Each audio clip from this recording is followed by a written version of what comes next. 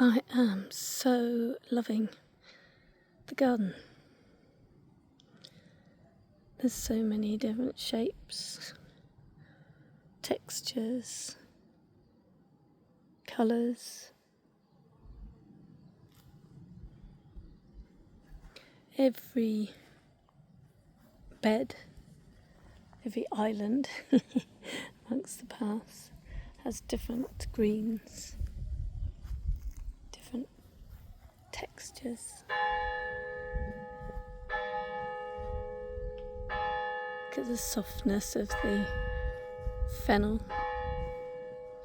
and looking down there you can see the beautiful gentle pinks of the bushes, and I'm underneath a 60-year-old apple tree which is covered this year in apples.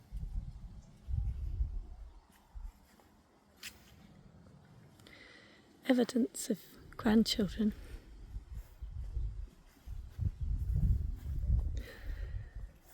And these alliums standing so tall, so sculptural. Just look at that. How beautiful. It's taken a lot of work, a lot of years, a lot of patience. But you know, I think we've done it.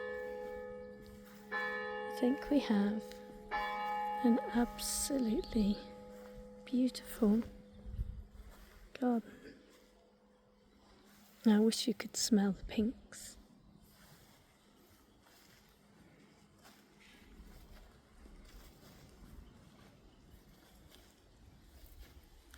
I don't know whether you can see the little spots of red. I'll go down a bit lower. This year we have just hundreds of wild strawberries.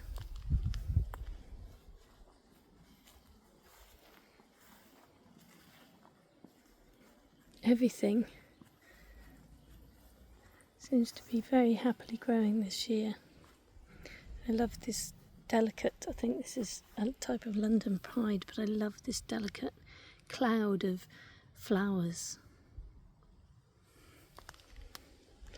right next to the sculptural alliums and this beautiful, beautiful scented Dam's rocket. And over here, I don't know what this is. We have it in several places in the garden. I've forgotten its name. But how beautiful this bush is. And I had a little surprise today when I was standing these back up. They'd fallen over into the water. And there was a small, it was either a frog or a toad,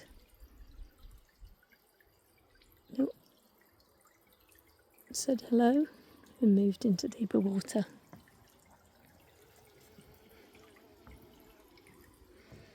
Yeah, I just feel so grateful, so blessed. Look at this. This is the wild side. Very wild. There are a lot of trees growing in there. And this Acer, stunning colour. Especially now we've got these huge, I mean, look at the size of these leaves and of these hostas. Beautiful.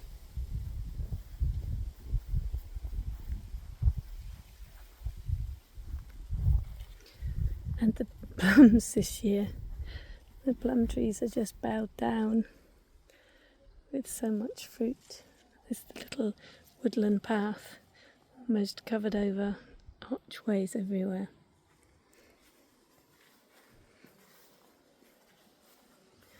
And the quince is covered in fruit. Look at this. Never seen it like it before. Last year all the fruit got broken off by a storm.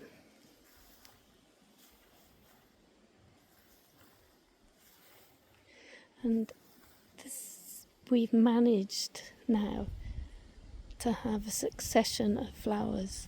We used to have lots of flowers in the spring and then not much else, but now one lot of flowers goes over and another prepares. I think this is a Santolina. Look at our foxgloves this year. Look how beautiful they are. And the little pink ones. And wild euphorbia. And comfrey under another apple tree, which this year does have apples. Oops, don't want to spin you too fast. But look at the oak tree this year as well. So we're having a very wet spring and then a couple of weeks of heat. The garden is just so happy, just blooming. Look at the sage. That was buzzing with bees earlier. Absolutely buzzing. Oh, I didn't know these had started. They're called Jerusalem Cross or something. Very tall, very vibrant, bright red. A hawthorn that just grew in the garden.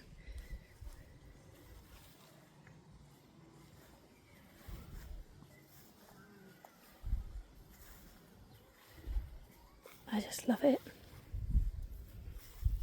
And the wild grass patches. Supposed to be wildflower, but more wild grass.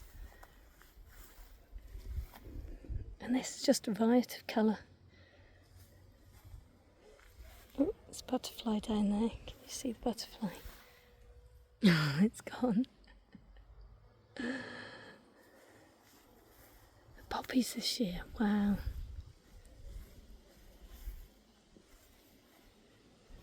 Bluebells. Some flowers have gone over. So others have started. So tall. Look how strong they are. And more of these glorious alliums. I want to get more different types. I think they're so sculptural.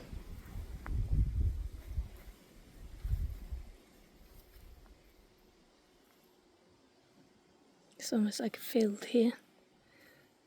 Take you back up this way. Say it's just a feast for the eyes and the senses. Of course, you don't get the smell, you don't get the feel, but you get to see it. These little patches filling up, plants and colour, flowers. Even though this tree died, another tree is growing in its place. Take you around as slow as I can. This is the youngest patch, and yet it's packed full because we know what grows in the garden, and a lot of this is clippings from other places in the garden already.